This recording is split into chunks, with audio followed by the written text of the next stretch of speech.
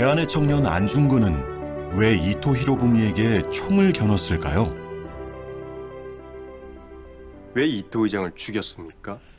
하얼빈 역사에서의 거사후 체포된 안중근은 일본 검찰관에게 이토를 저격한 15가지 이유를 밝힙니다. 조선의 국모를 시해한 죄. 둘, 황제 폐하를 강제로 폐위시킨 죄. 셋, 5개의 늑약과 7개의 조약을 강요한 죄. 넷, 무고한 조선인들을 학살한 죄. 5, 대한제국의 정권을 빼앗은 죄. 6, 철도 광산 산림을 빼앗은 죄. 7, 제1은행권 지폐를 강제로 쓰게 한 죄. 8, 대한제국의 군대를 해산시킨 죄. 9, 조선인들의 교육을 방해한 죄. 10, 학생들의 외국 유학을 금지시킨 죄. 11, 교과서를 압수해 불태운 죄. 12, 조선인들이 일본의 보호를 원한다고 세계에 거짓을 고한 죄. 13, 조선이 태평무사하다고 보고해 일왕을 속인 죄. 14, 일왕의 아버지 태왕을 시해한 죄. 15, 그리하여 동양 평화를 깨뜨린 죄.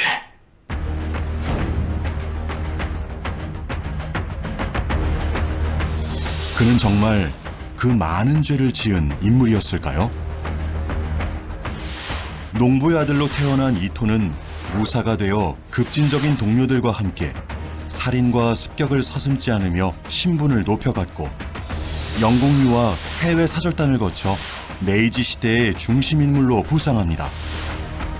마침내 천황 다음 2인자로 실질적인 지도자인 총리에 오른 이토 히로부미는 조선 침략을 본격화합니다.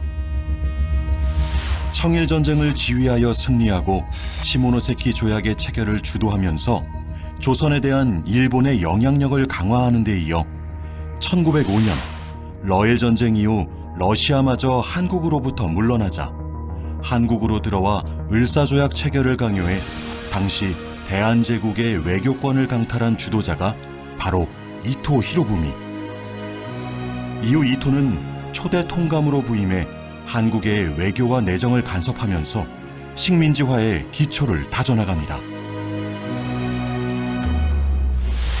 결국 고종이 을사조약의 부당함을 전 세계에 알리기 위해 헤이그 특사를 파견하자 이를 빌미 삼아 고종을 퇴위시키는 데 이어 정미 7조약 체결을 강요하고 대한제국의 군대를 해산하였으며 점차 우리의 국가적 자주권을 빼앗아갔습니다. 이토 히로부미는 우리 민족의 모든 손발을 다 자르고 자유를 빼앗으며 식민지로 만든 일본 제국주의 그 자체였습니다. 대한의 청년 안중근은 바로 개인 이토가 아닌 일본 제국주의의 심장에 총구를 겨눈 것이죠. 하지만 안중근이 바랐던 것은 단순히 우리 민족만의 자존과 권리가 아니었습니다. 안중근이 말한 이토의 죄 15가지 중 마지막 동양의 평화를 파괴한 죄. 여기에는 이토가 한국뿐만 아니라 동양 전체의 평화를 위협했다는 안중근의 인식이 담겨진 것. 그렇다면 안중근이 바라던 동양의 평화는 어떠한 모습이었을까요? 안중근의 마지막 저술 동양평화론. 비록 완성 전 사형이 집행되면서 미완성으로 남았지만 안중근의 신문기록, 공판 진술기록 등을 조합해보면 우리는 당시 안중근이 구상했던 동양평화를 대략적으로 확인해 볼 수 있습니다. 안중근이 가장 먼저 주창했던 것은 동양의 평화를 위한 한국, 중국, 일본 3국의 연대. 당시 안중근이 가장 심각한 위기로 보았던 것은 동양을 향한 서양 제국주의 국가들의 침략. 따라서 효과적으로 대처하려면 한중일, 더 나아가서는 동남아시아 국가들까지 포함한 동양 국가들의 연대를 단단히 해야 한다는 것이었습니다.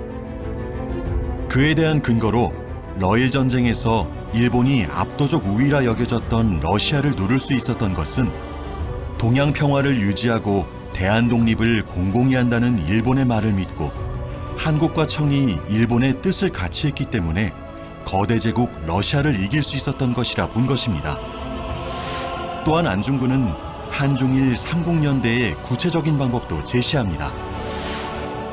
위순왕을 한중일 공동관리구역으로 하고 삼국이 공동은행을 설립, 공동화폐를 사용하며 삼국연합군을 창설하여 서양 제국주의의 침략에 공동으로 맞설 것 등 공동경제권과 공동방위권을 이루는 것까지 구상합니다. 흥미로운 점은 안중근의 이런 제안이 현재 유럽 이사회라고 하는 각국 대표회의를 운영하고 유로라는 공동화폐를 사용하고 있는 유럽연합 EU와 닮아있다는 점입니다. 이처럼 국제정세뿐만 아니라 시대를 앞선 해안을 지녔던 안중근. 그는 이렇게 거대한 평화의 연대로 이어질 수 있는 미래를 바로 이토가 이끄는 일본이 깨고 있으며 그런 일본의 경종을 울리기 위해 총구를 겨눴던 것입니다. 아이러니하게도 안중근의 총알은 평화라는 관역을 향해 쏘아졌던 것이죠.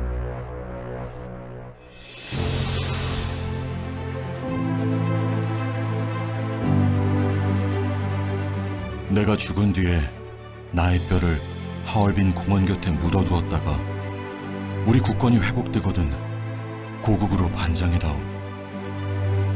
내가 천국에 가서도 또한 마땅히 우리나라의 회복을 위해 힘쓸 것이다. 대한독립의 소리가 천국으로 들려오면 나는 마땅히 춤을 추며 만세를 부를 것이다. 1910년 3월 26일 중국 위순 감옥에서 마침내 안중근의 사형이 집행됩니다. 죽어서라도 해방된 조국에 돌아가고자 했던 안중근. 그러나 그의 유언은 끝내 지켜지지 못합니다. 안중근이 영웅이 되어 독립운동의 기폭제가 되는 것을 두려워했던 일본은 시신을 가족들에게 돌려주지 않았을 뿐만 아니라 어느 곳에 묻었는지조차 철저히 비밀로 했습니다. 광복 이후부터 안중근의 유해를 찾기 위한 시도들이 지금까지 있어 왔지만 아직도 찾지 못하고 있는 것도 그 때문이죠. 서울 용산구 효창공원에 마련돼 있는 안중근의 비어있는 허묘. 여전히 돌아오지 못하고 있는 그의 빈자리 앞에서 우리는 무엇을 생각해야 할까요? 그가 그토록 꿈꾸었던 자유롭고 평화로운 세상은 지금 이뤄지고 있을까요?